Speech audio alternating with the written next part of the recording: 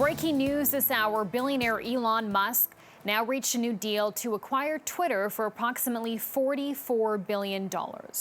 The outspoken Tesla CEO, who's also the world's richest person, has said he wanted to buy Twitter because he thinks it's not living up to its potential as a platform for free speech. He says it needs to be transformed as a private company in order to better build trust with users and to do better at serving what he calls the societal imperative of free speech. Musk now celebrating this move, saying this on Twitter that, quote, free speech is the bedrock of a functioning democracy, and Twitter is the digital town square where matters vital to the future of humanity are debated. For reaction to this story, we're joined live this hour by Daniel Chai. He is a lecturer with the Institute of Communication, Culture, Information and Technology at the University of Toronto. Thanks so much for making time. Thank you for having me. So let's start with Elon Musk's vision for this company. He's promising this new focus on democracy and free speech. What will Elon Musk's Twitter look like, and how could this change in leadership change our lives?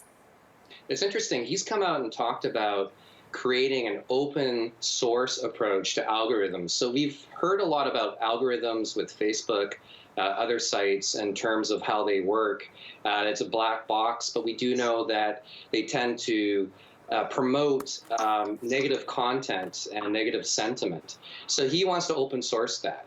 The other thing he wants to do is also ensure there's authentication of all users to avoid bots, the use of trolls and bot accounts to infiltrate the internet, the Twitter, and to have these fake accounts change discourse.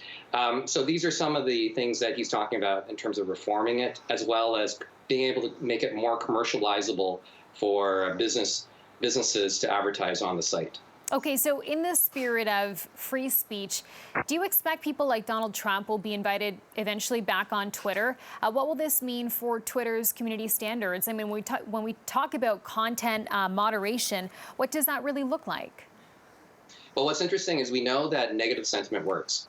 Disinformation, controversy, very tumultuous types of commentary increases engagement, gets people onto social media platforms. It's no different with Twitter. By having somebody like the former president, Donald Trump, removing his ban on Twitter and having him become an active user would certainly increase engagement and also increase the possibility of additional profits for the business. So you talked a little bit about this. I just want to loop back to this idea of profitability. How will all this talk about democracy and free speech really impact business for Twitter, especially when it comes to advertising? Well, right now, businesses are somewhat squeamish on advertising on Twitter as a marketing advertising platform because of the extreme political nature of the content. Twitter's really known for not like happy videos. It's more known for its hard-hitting political debates and speech. So that tends to turn off large multinationals that don't want to get implicated in those types of debates. It's an interesting question to see if Musk can figure out that balance of allowing free speech, but also getting these large multinationals not to be afraid of going on there and advertising. And this deal will also mean, Daniel, Twitter is going to be a private company. So talk to us about what that means, the significance of that sort of shift, and what this may say about how accountable big tech really is.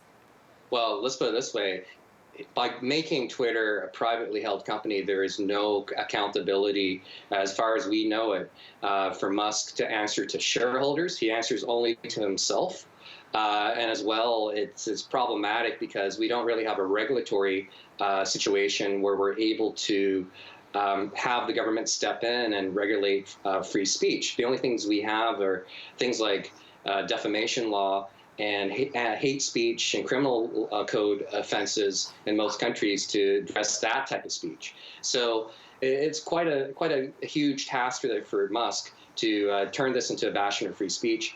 And at the same time, it has implications because there's a lot of disinformation, things about vaccines and global climate change that are disputable content that's unscientific that's allowed to flourish on this platform, which has resulted in harm to the general public.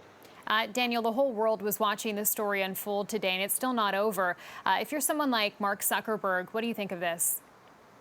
Well, I think Zuckerberg has to be thinking this will put more attention on what he's doing. It's sort of a bellwether effect. If Twitter creates a tumultuous, controversial type environment where there's calls for regulation, and Canada is in the midst of working on legislation to regulate platforms and their hate content and extremist content, this is going to put more pressure on Facebook as well to clean up its act. Daniel Chai, thanks so much for your time and your perspective tonight. We appreciate this. Okay, thank you.